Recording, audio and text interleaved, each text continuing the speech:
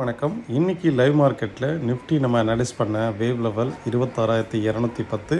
Nifty gap up ஆனால் கூட market இந்த லெவலுக்கு வரும்போது மட்டுமே பை பண்ணணும் அப்படிங்கிறத ஒரு வாய்ஸ் மெசேஜ் போஸ்ட் பண்ணியிருந்தேன்.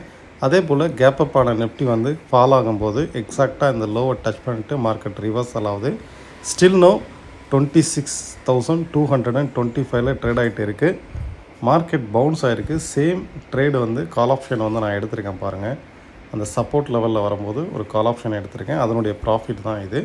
ஜஸ்ட் ஒரு 200 குவான்டிட்டி எடுத்திருக்கிறேன்.